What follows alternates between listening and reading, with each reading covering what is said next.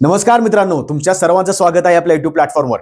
मित्रांनो, तुमचा प्रतिसाद चांगला मिळत आहे. मिशन तलाठी हे जे आपलं नवीन युट्यूब चॅनल आहे, युट्यूब प्लॅटफॉर्म आहे, ज्यावर सगळे जे आगामी तलाठी जी आपली परीक्षा होणार आहे यावर सर्व विद्यार्थ्यांना किंवा सर्व आपल्या मित्रमैत्रिणींना शेअर करत चला, जेणेकरून त्यांना कोणताही टॉपिक मिस होऊ देता कामा नये.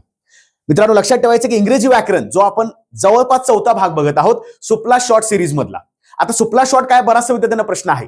सुपला शॉट म्हणजेच काय, तुम्हाला डिरेक्टली बॉल मिळाला, तुम्ही डिरेक्टली सुपला शॉट मारता, जो आपल्या सूर्यकुमार यादवने डिस्कव्हर केला होता. तो लक्षात ठेवायचं की जेव्हा असे काही प्रश्न येतात तेव्हा ते आपण आपल्या बेसिक नॉलेज मार्फत पटकन उडवून लावू शकतो आणि पटकन मार्क मिळवू शकतो. चला विद्यार्थी मित्रांनो, आजचं काहीतरी नवीन लेक्चर आहे. हे लेक्चर तुम्हाला प्रोवर्ब मध्ये सांगायचं आहे मला. म्हणजेच काय तर तलाठी संदर्भात किंवा तलाठीचा जो PYQ पेपर आहे 2023 चा पेपर आहे, ज्यामध्ये प्रोवर्ब्स खूप जास्त चांगल्या प्रकारे विचारलेले आहेत. म्हणजे लक्षात ठेवायचं 25 प्रश्न जे असतात ज्यामध्ये आपल्याला 2 कमीत कमी प्रश्न विचारले जातात प्रोवर्ब्सवर, म्हणजे म्हणी. मग या म्हणी काय आहेत, त्यांचा अर्थ लक्षात कसं ठेवायचा. बरं, आपण आता इतकं काही जास्त हे आहे का की आपल्याला समजत नाही का? आता म्हणी हा विषय तुम्हाला लक्षात ठेवायचा आहे. म्हणी म्हणजे जे पारंपरिक ज्या गोष्टी चालत आलेल्या आहेत, पूर्वापार ज्या चालत आलेल्या आहेत, त्या आपण एकमेकांच्या काही तोंडून ऐकतो. मग आपल्या आजी आजोबा असतील, आपले आई वडील असतील, आपल्या दररोजच्या बोली भाषेमध्ये सुद्धा आपण मराठीमध्ये भरपूर म्हणी वापरतो. पण मग इंग्रजीमध्ये आणणं तेवढंच अवघड आहे. पण ते या लेक्चरवर तुम्हाला मी एकदम सोपं करून सांगणार आहे, काही ट्रिक्स आणि टेक्निक्स नुसार. आलं लक्षात? चला सुरुवात करूया आपल्या या सुपला शॉर्ट सिरीज भाग 4 मध्ये. विद्यार्थी नवीन असाल तर पटकन सबस्क्राईब करा आणि इतर सुद्धा लोकांना लिंक शेअर करा, लाईक आणि शेअर सुद्धा करत चला. चला सुरुवात करूया आपण मित्रांनो. Select the most appropriate meaning of the given proverb. आता मी शक्यतो प्रश्न वाचत बसत नाही हा, कारण का आपले सगळे जे आहेत ते सध्या प्रोवर्ब्सवर डिपेंड आहेत. सगळे प्रश्न प्रोवर्ब्स जर आहेत. क्वेश्चन कसे हँडल करायचे, कारण एका विद्यार्थ्याला 1,000 प्रोवर्ब्स पाठ होणं गरजेचं नाही. पण मग अर्थ काढायचा कसा किंवा टेक्निक कशी वापरायची हे मी तुम्हाला थोडक्यात सांगणार आहे. बघा, birds of a feather flock together. ठीक आहे, असे भले मोठे पर्याय असतात. डोक्याला काही ताप घ्यायचा नाही, टेन्शन अजिबात घ्यायचं नाही. प्रश्न वाचला, काय सांगितले, birds of a feather flock together. आता आपण काय करूया तर त्यांचा एक शब्दशः अर्थ काढूया. आणि आपली टेक्निक काय आहे, शब्दशः अर्थ फक्त डोक्यात ठेवायचा, पण जेव्हा तुम्ही पर्याय निवडता त्याचा एक वेगळा चांगला अर्थ काढायचा. बरोबर की नाही? आता बघा, बर्ड्स आहेत, बर्ड्स म्हणजे पक्षी, बरोबर. ऑफ अ फिदर, ज्यांना पंख आहेत. फ्लॉक टुगेदर, ते एकत्र फ्लाय करतात, एकत्र शक्यतो उडतात. मग आता पक्षी जर एकत्र उडत असतील म्हणजेच काय, जर पक्षी ज्यांना पंख आहेत ते एकत्र थांबतात, एकत्र एन्जॉय करतात, एकत्र उडतात. मग मला सांगा, जर या प्रकारे मी जर पर्याय बघितला, मला पर्याय कोणता सापडतो, birds always make a group together while flying. हा तुम्हाला शब्दशः अर्थ सांगणार आहे. शब्दशः हे अजिबात शब्द घ्यायचे नाहीत. बघा, फ्लाइंग आलं, बर्ड्स पण आलं, कॅन्सल करून टाकायचं. दुसरं काय आहे, if you miss an occasion you can avail of it later. जर तुम्ही एखादी संधी सोडली, गमावली, तुम्हाला नंतरचा फायदा होऊ शकतो कदाचित, किंवा तुम्हाला गमवता येतं. अगेन हे cancel. There is a solution to every problem. आता या बर्ड्स ऑफ फिदर्स आणि प्रॉब्लेमचा काय संबंध आहे? उलट बर्ड्स एकत्र येऊन हवेमध्ये भरारी घेत आहेत. Again cancel. मग लक्षात ठेवायचा चौथा पर्याय कोणता आहे, people of the similar interest. Similar का, तर सगळ्या पक्ष्यांना सारखेच पंख आहेत. सारखे म्हणण्यापेक्षा पंख आहेत, त्याच्यामध्ये परत काही वेगळे वैशिष्ट्य असतील. पण ज्यांना एकाच प्रकारचा आवड आहे किंवा इंटरेस्ट आहे, छंद आहेत, ते लोक विल बी फाउंड टुगेदर. मग इथे एक टुगेदर आहे बघा, आणि इथं सुद्धा एक टुगेदर आहे. म्हणजे मला कळालं की पक्षी जर एकत्र येऊन एका ठिकाणी भरारी घेत असतील, त्याच प्रकारे अनेक लोक जर आपण विचार केला, ज्यांचं आवड समान आहे, छंद समान आहेत, काही अजून काही गोष्टी समान असतील, ते एकाच ठिकाणी खूप जास्त वेळ येतात. चर्चा करणं, एकत्र राहणं किंवा एकत्र चांगला ग्रुप करणं. लक्षात ठेवायचं, टुगेदर टुगेदर टुगेदर टुगेदर, हे लक्षात ठेवा. कुठंही रिपीटेडली टुगेदर नाही. लक्षात. मग माझं काम काय आहे, तुम्हाला एकदम थोडक्या आणि सोप्या भाषेमध्ये कसा पर्याय काढता येतो हे तुम्हाला फक्त समजून सांगणं आहे. लक्षात. चला पुढचा प्रश्न बघूया. Action speak louder than words. बघा, व्यवस्थित बघायचंय. प्रत्येक तुम्हाला प्रोवर्ब्स मधला एक एक शब्द महत्वाचा आहे. ऍक्शन महत्वाचे आहे, त्यानंतर वर्ड्स महत्वाचे आहेत. पण विचारले काय, एक सर्वसामान्यपणे आपण अर्थ बघूया. Action speak. स्पीक म्हणजे जास्त बोलके आहेत. कोण आहेत? ऍक्शन आहेत. लाउडर दॅन, कुणापेक्षा जास्त. आता लाउडर म्हणजे आवाज करायचा नाही, पण म्हणण्याचा उद्देश काय आहे, तुम्ही जे काय कृती किंवा काम करता, लक्षात ठेवा, ते फक्त तोंडी सांगण्यापेक्षा खूप जास्त चांगलं आहे. काय? ऍक्शन चांगले आहेत. आता पर्याय बघायचे. पर्याय काय आहेत? Working is more important than speaking. ठीक आहे, ऍक्शन म्हणजे कामच करणे, बरोबर ना? मग वर्किंग आलं. ठीक आहे. ऍक्टिंग, बघा, ऍक्शन ऍक्टिंग इथं सापडलं, बरोबर. याला आपण हाकलून लावू. पटकन हाकलून लावायचं, काही डोक्याला ताप घ्यायचा नाही. Speak louder when you speak, हे ह्याचा काय अर्थ आहे? तुम्ही जेव्हा बोलता तेव्हा तुम्ही लाऊडर बोला. हे ऍक्शनचा काय संबंध आहे? ठीक आहे, इथं ही तर कॅन्सल डिरेक्टली शब्द किंवा डिरेक्टली अर्थ घेतलेला आहे. Action movies are wonderful. हो वंडरफुल आहेत. मग मी काय करू? कशाला तुमचा शब्दशः अर्थ घ्यायचा आहे? बरं मग शब्दशः अर्थ घेतला तर त्याचा वेगळा अर्थ आपल्याला आणायचा आहे ना. ऍक्शन म्हणजे काम करणे. तुम्ही जे काय कार्य करता ते फक्त बोलण्यापेक्षा नेहमीच चांगलं आहे. Is more important. मला लक्षात ठेवायचं, जे काय आपण वायफळ बडबड करतो बोलण्यापेक्षा कृतीमध्ये आणणं गरजेचं आहे. मग आपण बऱ्याच जणांना सांगत असतो की ही परीक्षा आहे, ती परीक्षा आहे, असा अभ्यास करा, काही गरज नाही. करून दाखवा.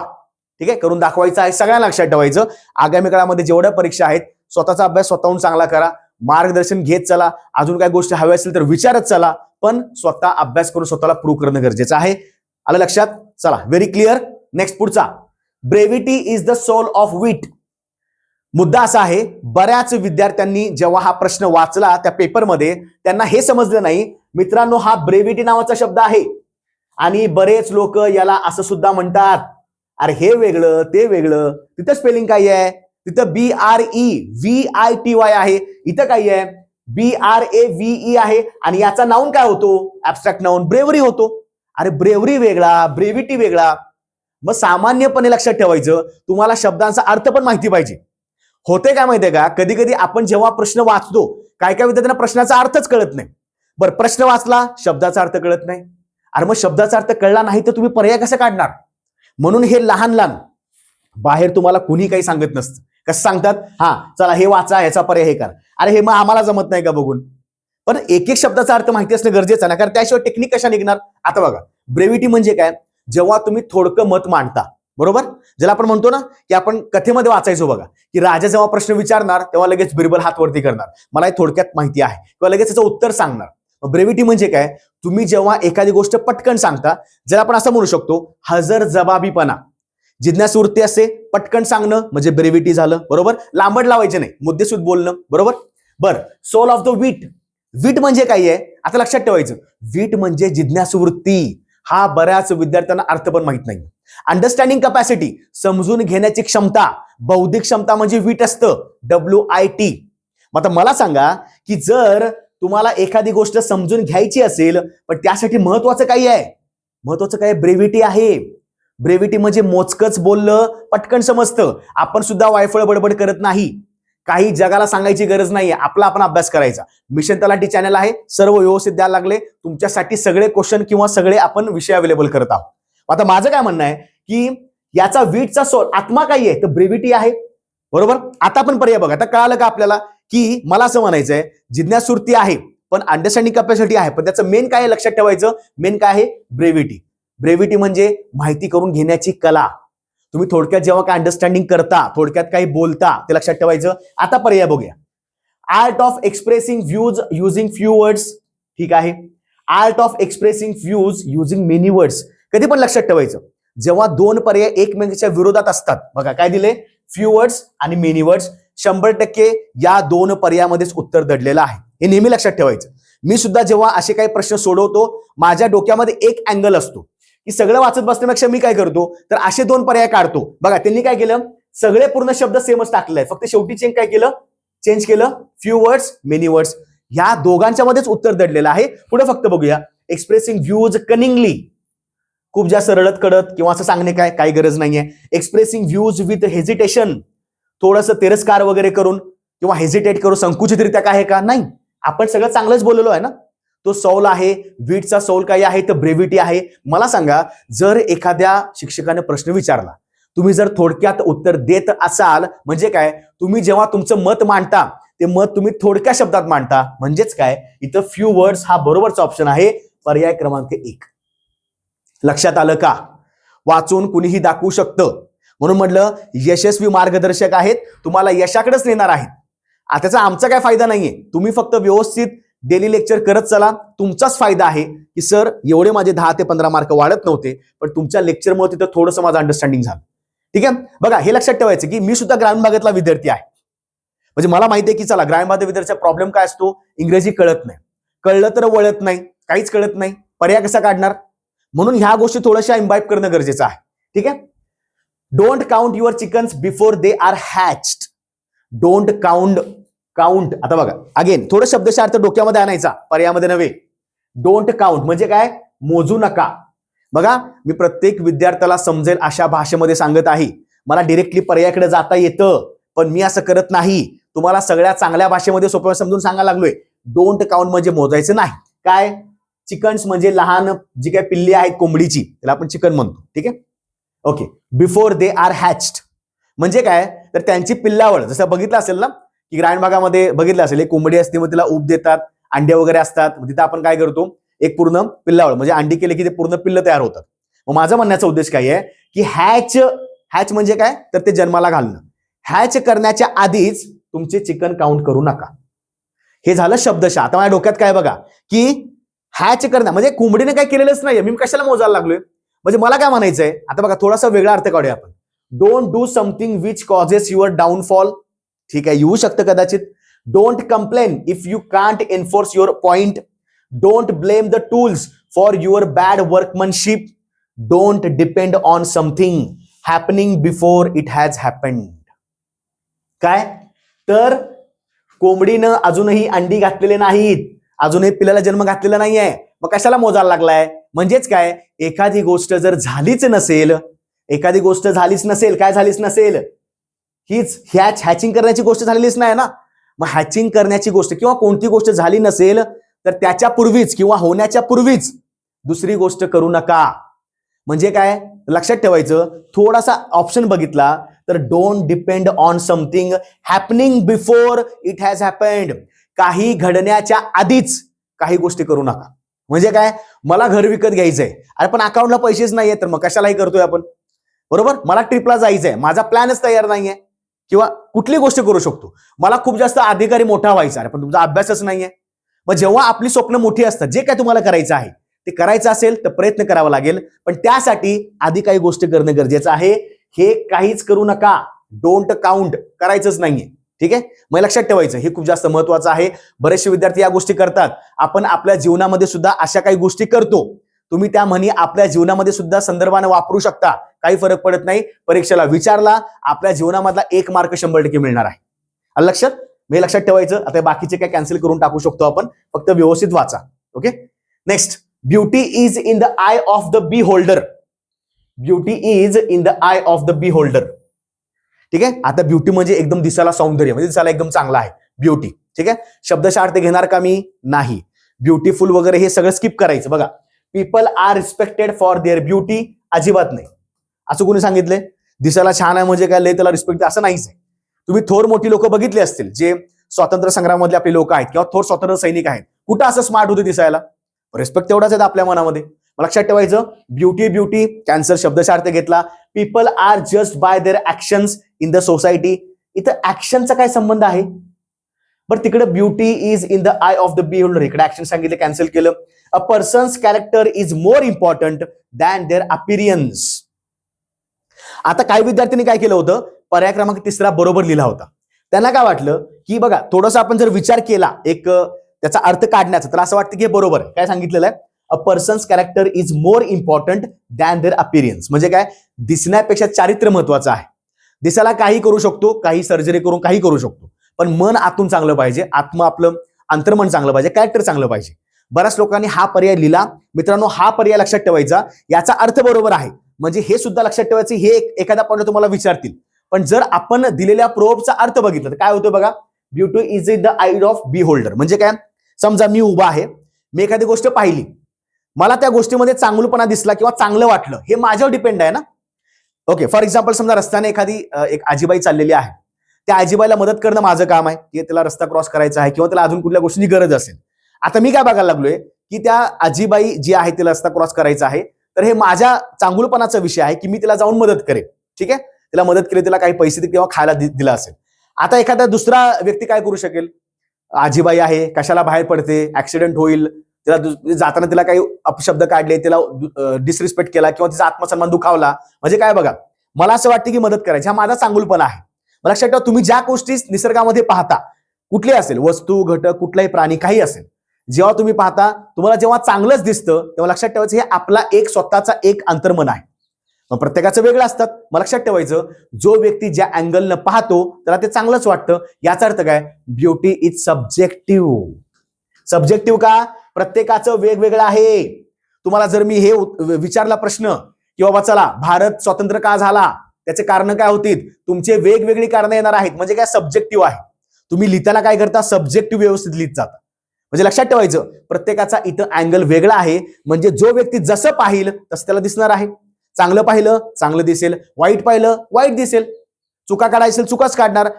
तुम्हाला प्रयत्न करून सांगायचं असेल, तुम्हाला मोटिवेट करता येईल. लक्षात. मग हे ब्युटी इज सब्जेक्टिव्ह म्हणजे काय, प्रत्येकाचा बघण्याचा दृष्टिकोन वेगळा आहे. त्यामुळं तिसरा पर्याय घ्यायचा नाही. हे तर पहिले कॅन्सलच केलं होतं आपण.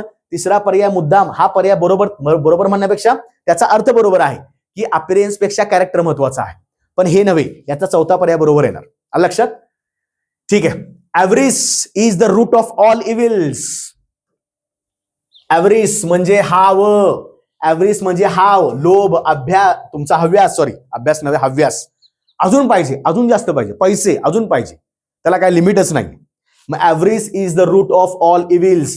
जीवनामध्ये ज्या काय दुःखद घटना होत असतील किंवा ज्या काय राक्षसी प्रवृत्ती आहेत, त्याचं मेन काही महत्वाचं आहे. त्याचं रूट, त्याचं मूळ स्थान काय आहे, तर ती हाव आहे. ठीक आहे. मग आपण थोडं पर्याय बघूया. बेटर सेफ दॅन सॉरी, काय संबंध आहे. इग्नोरन्स इज ब्लिस, काही संबंध नाही. Out of sight is out of mind, अजिबात नाही. पर्याय क्रमांक पहिलाच आहे बघा. ॲव्हरेज म्हणजे greed makes a person culprit. खूप जास्त हाव निर्माण झाली की व्यक्ती गुन्हेगार बनायला लागतो. त्याच्या मनामध्ये कुठल्याही चांगल्या गोष्टी येत नाहीत. कल्प्रिट म्हणजे गुन्हा करणारा, अक्युज्ड, कल्प्रिट, क्रिमिनल. लक्षात. गुन्हा करणारा व्यक्ती असतो. मग लक्षात ठेवायचं, average is the root of all evils. सगळ्या दुःखाची कारण काय, एकमेव कारण आहे, रूट काय आहे त्याचं, ॲव्हरेज आहे, म्हणजेच ग्रीड. लक्षात ठेवायचं. बरोबर. चला पुढं. सिंपल होता. Blood is thicker than water.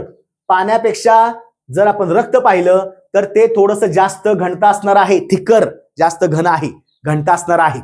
बरं, हे तुम्हाला प्रयोग काय दाखवायचा आहे का, मग असं काय जाऊन चेक करायचं आहे का. शब्दशः अर्थ घ्यायचा नाही, त्यावर एक वेगळा अर्थ काढायचा. द डेन्सिटी बघा इथे सापडलं बघा. मी आत्ताच काय म्हणलं होतं, असले शब्दशः अर्थ घेऊच नका ना. हे मूर्ख पर्याय आहेत, त्यांना हाकलून काढायचं पहिल्यांदा. बरोबर. पर्याय कॅन्सल झाला. बघा. Water is more easily available in the hospitals than blood. काय चाललंय, म्हणजे तुम्हाला मूर्ख बनवतायत ती लोक आणि आपण मूर्खच बनतोय. मी काय सांगितलं, शब्दशः अर्थ घेऊच नका. कशाला पाहिजे वॉटर, ब्लड, कॅन्सल करत जावा. Familiar relationships are stronger than any other relationships. It is very difficult to erase blood stains. रक्ताचे डाग पुसणे खूप जास्त अवघड होऊन जातं पाण्यामुळं. पाण्याचा वापर करून. कशाला काय वापर करायला लागलाय, कुठे डॉक्टर व्हायचं आपल्याला. पराक्रम तुझ्या एक शिल्लक राहतो. आता थोडा विचार करा, जे रक्ताची नाती आहेत, लक्षात ठेवायचं, दुसरं कोणत्याही नात्यांपेक्षा रक्ताची नाती महत्वाची असतात. मग हे ब्लड म्हणजेच तुमचं आलं फॅमिलियल रिलेशनशिप्स. लक्षात. कुटुंबाचं किंवा जी कौटुंबिक नाती आहेत, रक्ताची नाती असतात, ती नेहमी चांगली असतात. नेहमी चांगली म्हणण्यापेक्षा शेवटी तीच जास्त महत्वाची असतात बाकीच्या नात्यांपेक्षा, हे लक्षात ठेवायचं.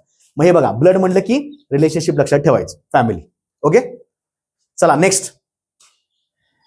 Better safe than sorry. Sorry पेक्षा सेफ राहणं गरजेचं आहे. बरं, मग आता असं आहे का, कुणाला सॉरी म्हणायचं आहे तो सेफ राहू शकतो जास्त, काही गरज नाही. व्यवस्थित पर्याय वाचा, तुम्हाला व्यवस्थित त्याचा आन्सर मिळेल. It is said when you think it is best to take risk even when it is seems boring or difficult to be careful. तुमचा मुद्दाम वेळ घालवा लागल्यात ती लोक. बघितलं असेल, प्रत्येक पर्याय मोठा 2-3 लाईनचा आहे, वाक्यांचा आहे. लक्षात ठेवायचं. म्हणजे मी तुम्हाला हे सांगतो की जेव्हा ते असे काय प्रश्न विचारतात, तुम्हाला कन्फ्यूज करायला टाकलेला आहे का, सगळ्यांचे पर्याय मोठे आहेत. पर्याय जर तुम्ही मोठे पाहायला गेला, तुम्हाला एक शब्द त्या ठिकाणी येईल बघा. तुम्ही एका शब्दावर सुद्धा उत्तर काढू शकता. तो एक शब्द जरी माहिती झाला, तुम्हाला बरोबरचा पर्याय मिळणार आहे. लक्षात ठेवा. ओके. बघा. It is said when you think. आता मी काय करतो, डिरेक्टली मेन वाचतो बघा. Not to take risk even when it seems boring or difficult to be careless. बघा, इथं केअरफुल आहे, इथं केअरलेस आहे. ठीक आहे. It is said when you think it is best not to take risk even when it seems boring or difficult to be careful. It is said when you think it is foolish not to take risk even when इथं best आहे ना. Okay, इथं सगळं बेस्टच आहे. ठीक आहे. Better safe than sorry.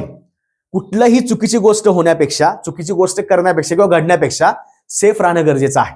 बरोबर ना? म्हणजे काय, आपण केअरफुल राहणं गरजेचं आहे.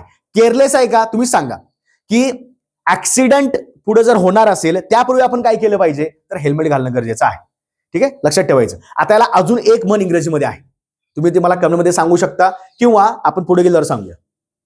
ते म्हणतो ना आपण, precautions are better than cure. Precaution is better than cure. ते लक्षात ठेवा. हे त्याच प्रकारे आहे की सॉरी, कुठं काही गुन्हा किंवा चुकीचं घडण्यापेक्षा सेफ राहणं, केअरफुल राहणं गरजेचं आहे. It is said when you think it is best to take risk even when लक्षात ठेवायचं, it seems boring or difficult to be careful. इथे केअरफुल आहे, ठीक आहे. इट इज सेड, इथे केअरलेस अजिबात ऑप्शन येणार नाही, हा कॅन्सल झाला. It is said when you think it is best not to take risk. Risk घेण्याची गरजच नाही, आणि रिस्क घ्यायची गरज असेल तर लक्षात ठेवायचं, रिस्क घेण्यापूर्वी तुम्ही सेफ राहणं गरजेचं आहे. सॉरी पेक्षा मला सेफ राहणं गरजेचं आहे, मग हा पण पर्याय कॅन्सल झाला. इथे काय सांगितले, it is said when you think it is best to take risk. मला कशाला रिस्क घ्यायचे, नॉट टू टेक रिस्क बरोबर आहे. Even when it seems boring or difficult to be careful. पुन्हा ते आलं, it is said when you think it is foolish. अजिबात नाही. फुलिश का बरं? सेफ राहणं काय फुलिश आहे? उलट मला वाटेल की सेफ राहणं, चांगलं राहणं म्हणजे काय आहे, तर नॉट टू टेक रिस्क. म्हणजे लक्षात ठेवायचं, हातून कुठल्याही चुकीच्या गोष्टी घडण्यापेक्षा सेफ राहणं गरजेचं आहे, किंवा precaution is better than cure, त्याला असं सुद्धा आपण म्हणू शकतो. ओके, थोडासा लेंदी आहे पण लक्षात ठेवायचं. असे मुद्दा बघा, त्यांनी काय केलं, सगळे दोन तीन लाईन फक्त सेम ठेवलेले आहेत, फक्त काय केलं, मधले शब्द बदलून टाकले. आपण पण हुशार आहे, लक्षात ठेवायचं. स्वतःला कधी कमी लेखायचं नाही. It is never too late to mend. It is never too late, too late नव्हे, टू लेट. टू लेट म्हणजे खूप जास्त वेळ झालेला नाहीये. कशाला? मेंड होण्यासाठी. पहिल्यांदा पर्याय बघूया. There is always time to improve if we only set about it in earnest. Fortunes like misfortunes do not come alone. We cannot quarrel with those upon whom we depend. Don't rejoice too soon till all danger is over. बघा, it is never too late to mend. म्हणजे लक्षात ठेवायचं, ते आपण म्हणतो ना की कुठल्याही गोष्टींसाठी वेळ गेलेली नसते. म्हणजे काय, आपण ज्यावेळी विचार असा करतो, आपल्या हातामध्ये वेळ असते. आपण म्हणतो ना नेहमी, अजूनही वेळ गेलेली नाहीये. कुठल्याही चुका असतील, कुठल्याही काही गोष्टी घडल्या की हेच नेहमी म्हणतात, अजून वेळ गेलेली नाहीये, स्वतःला सुधर. अजून वेळ गेलेली नाहीये, अभ्यास करा. मला लक्षात ठेवायचं, there is always a time. वेळ आहे टू इम्प्रूव्ह, खूप चांगलं करण्यासाठी. If we only set about it in earnest. जर आपल्याला लवकर काही गोष्टी समजतील तर आपल्याला त्या वेळेचा चांगला सदुपयोग करता येईल. लक्षात ठेवायचं, याचा बरोबरचा पर्याय हेच आहे. म्हणजेच काय, it is never too late. खूप जास्त वेळ झालेला नाहीये, म्हणजेच काय, आपल्याकडे भरपूर टाइम आहे. कशाला? इम्प्रूव्ह करण्यासाठी. फक्त काय व्हायला पाहिजे, ते आपण लवकर आपल्या मनामध्ये आणलं पाहिजे. नाहीतर अजून वेळ आहे, अजून वेळ आहे, असं बघता बघता खूप वर्ष जाऊन जात. लक्षात, हे बाकीचे पर्याय काय आहे, रिजॉईस करणं, डेंजरचा काही संबंध नाहीये, क्वारलचा काही संबंध नाहीये. Fortunes like misfortunes do not come alone, काही संबंध नाही. फॉर्च्यून्स लाईक मिसफॉर्च्यून याचा काही रिलेटच होत नाही. मग लक्षात ठेवायचं, टाइम, नेव्हर हे थोडंसं रिलेट करत चला. Never too late, time to improve. Okay, next, a 9 days wonder. नवीन मोबाईल घेतला, नवीन गाडी घेतली, नवीन लॅपटॉप घेतला, नवीन कुठली गोष्ट घेतली. लहानपणापासून आपण ह्या गोष्टी नेहमी करत आलेलो, हे का नवीन नाहीये. मी पण केलंय, तुम्ही पण केलं असाल. ठीक आहे, 8वी-9वीला असताना वडिलांनी सायकल घेतली होती. एकदम म्हणजे दररोज ती सायकल धुवायची, त्याला ग्रीजिंग करायचं, पॅडल हे करायचं, ऑइलिंग करायचं, सगळं चालायचं. किती दिवस? 9व्याचे 9 दिवस. लक्षात ठेवायचं, 9 days वंडर म्हणजे काय, 9व्याचे 9 दिवस. नवीन काही गेम खेळायला आणली त्यावेळी, किंवा नवीन सायकल आणली, नवीन काही वस्तू आणली, 9 दिवस त्याला चांगलं ठेवायचं. नंतर ती अशा कुठं खोपड्यात पडते की आपल्याला तर सापडत पण नाही. ठीक आहे, मग टेकिंग रिस्क अँड ट्रबल. का बरं, का ट्रबल आहे? 9 days वंडर आहे, 9व्याचे 9 दिवस. ओके, टू गेट न्यूज, नको मला न्यूज. Short time excitement. हा, शॉर्ट टाइम का? बघा, 9 days, 9व्याचे 9 दिवस म्हणजे कमी वेळ आहे, शॉर्ट टाइम आहे. शॉर्ट टाइम एक्साइटमेंट म्हणजे फक्त 9 दिवसासाठी आपल्याला भारी भारी वाटतं. असं काय 9 दिवस नाहीये, 4, 5, 8 किती असतील, पण ते थोडा कालावधी लक्षात ठेवायचा. तर आपण म्हणच आहे ना, 9व्याचे 9 दिवस, याचा अर्थ काय, आपण तात्पुरत्या वेळेसाठी ती गोष्ट खूप जास्त एक्साइटेड असतो. एक्साइटमेंट मनामध्ये असतं ना, की यार काय सायकल असेल, मग सगळ्या मित्रांना दाखवायची, मग जाऊन त्यांच्याशी भेटायचं. मुद्दाम पलीकडच्या गल्लीत मित्र आहे, आधी चालत जायचो, आता सायकल घेऊन जाणार, त्याच्यावर रुबाब मारणार. याचा अर्थ काय, शॉर्ट टाइम एक्साइटमेंट बरोबर आहे. टू गो टू बेड, कशाला बेडला जायचंय. मग लक्षात ठेवा, असे पर्याय नेहमी काढायचे. मी पण अभ्यास करताना किंवा मी ज्या परीक्षा दिलेल्या आहेत, मी असंच करायचो. वोकॅब्युलरी एवढा सोपा खेळ नाही, हे लक्षात ठेवा, हे ऍक्सेप्ट करा पहिल्यांदा. खूप जास्त वास्ट आहे, पण आपण स्वतः हुशार आहे. आपण काय करायचं, अशा काही गोष्टी करून पर्याय निवडायचं. ठीक आहे. Next, the wise man has long ears and a short tongue. हे आपल्या जीवनामध्ये सगळ्यांनी फॉलो करणं गरजेचं आहे. खूप आधीचे लोक सांगून गेलेले आहेत, जो साधू संत हुशार व्यक्ती आहे तो नेहमी काय करतो, तर त्याचे कान मोठे असतात. मग तो हत्ती असतो का सुपासारखे कान असणारा, शब्दशः अर्थ घ्यायचा नाही.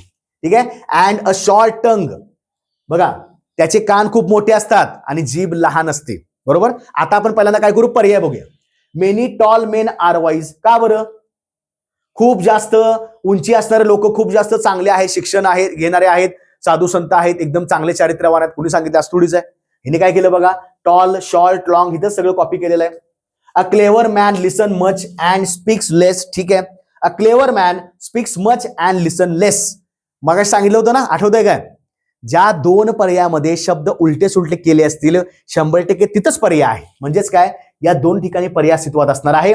Many short main are wise नको मला, बघा उलट सुलट केले, इकडे टॉल मेन इकडे शॉर्ट मेन, पण त्यांनी शब्दशार्थ घेतला आणि आपण काय आधी केले, शब्दशार्थ कॅन्सल करायचे. आता बघा, अ क्लेवर मॅन लिसन्स मच. आता मला सांगा, जर त्याचे कान मोठे असतील याचा अर्थ काय, आणि जर शॉर्ट टंग असेल याचा अर्थ काय. जर समजा कान मोठे असले याचा अर्थ काय, तो सगळ्या लोकांचं ऐकणार. टंग लहान म्हणजे काय, बोलण्यासाठी आपण वापरतो ना, जीभ आपलं तोंडाचा एक भाग आहे. बरं, मग जीभ कमी म्हणजे काय असणार आहे, तो कमी बोलणार. जास्त कान मोठे म्हणजे जास्त ऐकणार. मग लक्षात ठेवायचं, लिसन्स मच. लिसन्स मच कारण का, कान मोठे आहेत. अँड स्पीक्स लेस का, तर जीभ लहान आहे. मग जीभ लहान म्हणजे काय, कमी बोलणे. मग लक्षात ठेवायचं, पर्याय क्रमांक दुसरा बरोबर आहे. बघा, म्हणजे त्यांनी काय केलं, लॉंग इयर्स म्हणजेच जास्त ऐकणे. लॉंग म्हणजे जास्त, इयर्स म्हणजे ऐकणं. अँड शॉर्ट, शॉर्ट म्हणजे कमी. टंग, टंग म्हणजे बोलण्यासाठी. अशा गोष्टी करत चला. कुठलीही तुमची जे काय तुम्हाला कुठलाही तुम्ही वोकॅब्युलरीचा पाठ सांगा, आपण आगामी काळामध्ये अजून काही गोष्टी घ्यायच्या आहेत, आलं लक्षात. पण हे अजिबात विसरायचं नाही. Give the devil his due.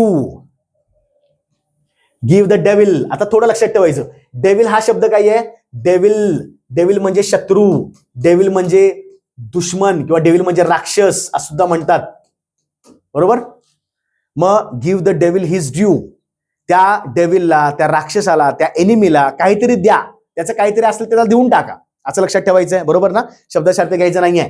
Staying away from enemy अजिबात नाही. का, बघा त्यांनी काय केलं, डेव्हिलचा बरोबर एनिमी अर्थ काढला आणि बरोबर इथं आपलं गंडवले, आपण गंडायचं नाही. Feeling happy for oneself, आणि इथं डेव्हिल आहे, इकडे हॅपी लिहायला लागलाय.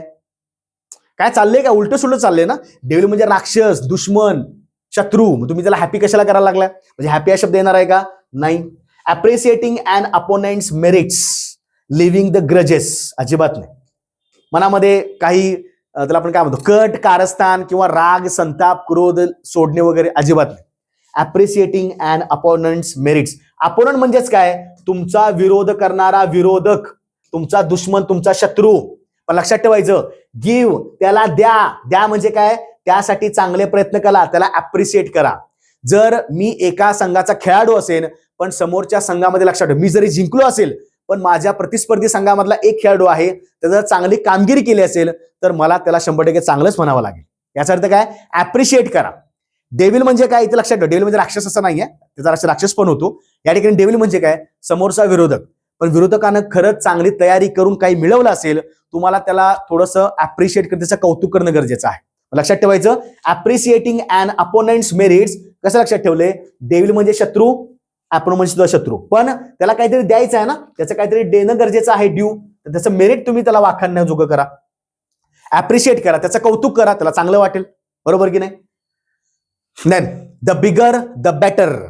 द बिगर द बेटर लक्षात ठेवायचं, हे नेहमी आपण वापरतो. मोठ्या मोठ्या वृत्तपत्रामध्ये अशा ठिकाणी हे बरेचसे प्रोव्हर्ब्स येतात आणि आपल्याला काहीच माहित नसतं. चला सांगा पटापट.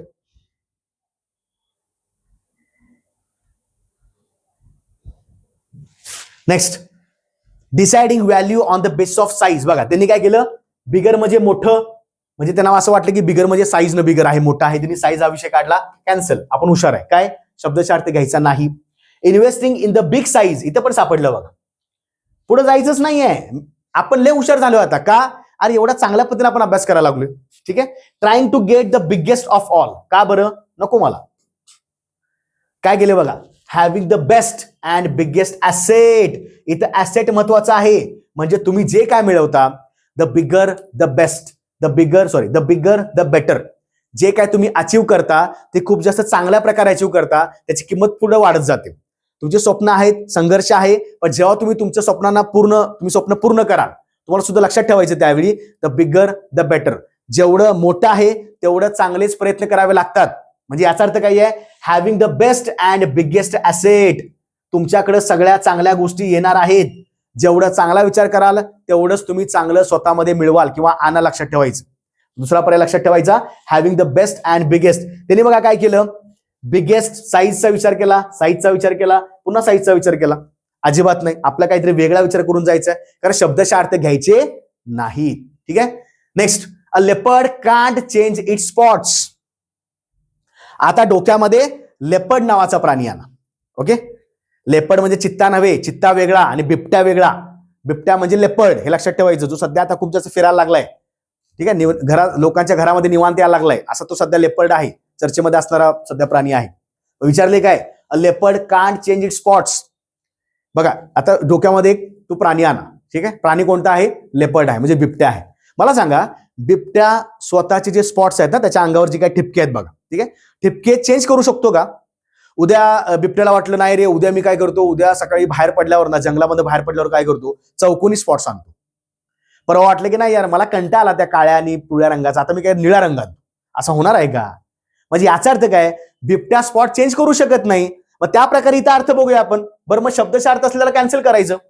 अ person's good character will not change even if he intends to change and animals basic instinct. बघा इथे ॲनिमलचा वापर केला. बिबट्यासाठी माझी म्हण नाहीये ती, मग कशाला ॲनिमलचा वापर करताय, याला कॅन्सल करून टाका.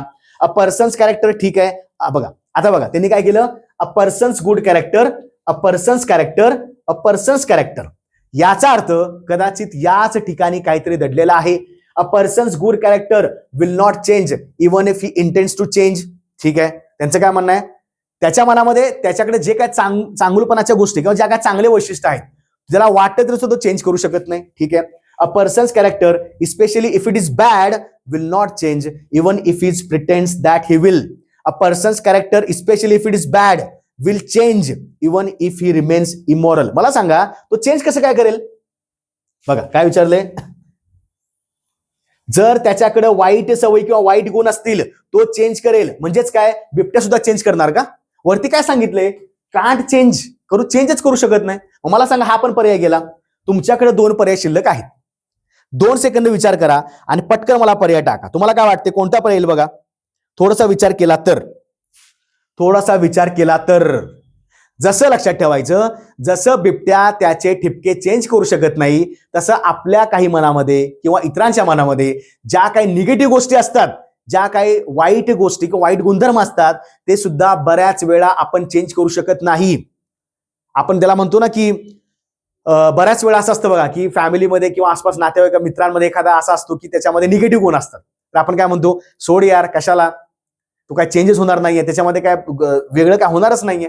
म्हणजे याचा अर्थ काय, लक्षात ठेवायचं, जर वाईट सवयी असतील, वाईट गुण असतील, ते चेंज केले असं दाखवलं तरी सुद्धा तोच गुण एक तुम्हाला सापडणार आहे निगेटिव्ह. म्हणजे काय, चेंज करता येतं असं नाही, चेंज करूच शकत नाही असं लक्षात ठेवायचं. कारण का, बिबट्या पण आपले स्पॉट चेंज करतो का? नाही. बरोबरचा पर्याय बघा, a person's good character will not change. Good character change होतील ना रे. विचार करायचा आहे, बॅड कॅरेक्टर म्हणजे काय, a person's character especially if it is bad. वाईट सवयी असतात, त्या चेंजच होत नाहीत, जरी त्यानं दाखवलं की त्यानं चेंज केलेलं आहे. मनामध्ये कुठल्या तरी त्या जुन्या आणि चुकीच्या गोष्टी असतात. तिसरा पर्याय बरोबर आहे. तुमचा वेळ घालवण्यासाठी मोठे मोठे पर्याय असतात. आता आपल्याला समजलं असेल कुठले शब्द पकडून तुम्हाला पर्याय निवडायचा आहे. ठीक आहे, व्यवस्थित बघा. नेक्स्ट, पुढचा. येस, काही हरकत नाही. जेवढे गरजेचे गोष्टी आहेत तेवढं सांगणं काम माझं आहे. मिशन तलाठी आपल्या युट्यूब प्लॅटफॉर्मवर तुम्ही येताय, तुमचा प्रतिसाद मिळायला लागलाय. पण अजून सुद्धा आपले जे काही मित्रमैत्रिणी आहेत ग्रामीण भागामध्ये, मी अजूनही सांगतोय, अशा काही मुली आहेत, त्यांचे मेसेज येतात की सर आम्ही असं असं करत आहोत, अभ्यास करत आहोत, तुमचं लेक्चर्स आम्हाला चांगले वाटतायत. हे सुद्धा आम्हाला चांगलं वाटतं की तुम्ही ज्या ठिकाणी आहात, पार्ट टाइम करणारे आहेत, शेती व्यवसाय करणारे आहेत, काही गृहिणी आहेत, सगळ्यांनी अभ्यास करणं गरजेचं आहे. कुठंही कुणी कमी नसतो. ज्याला वेळ मिळाला तो फक्त अभ्यास करतोय. 8 तास मिळाले काय, 2 तास मिळाले काय, अभ्यास शेवटी अभ्यास आहे. तो पॉवरफुल करणं गरजेचं आहे. जेवढा जसा वेळ मिळत असेल तसे लेक्चर बघत चला. आगामी काळामध्ये अजून तुमच्यासाठी भरपूर चांगल्या गोष्टी आणणार आहोत. पण ट्यून राहा, सबस्क्राईब करून घ्या आणि आपल्या इतर विद्यार्थ्यांना, जे आपले मित्र त्यांना शेअर करत चला. त्यांना सांगा की या ठिकाणी आपण मोफत लेक्चर सिरीज चालू केलेली आहे. व्हिडिओ कसा वाटला मात्र नक्की सांगा, कारण तुमचे अभिप्राय महत्त्वाचे वाटतात. आणि पुन्हा आपण भेटूया एका वेगळ्या टॉपिकमध्ये पुढच्या सिरीजमध्ये. धन्यवाद.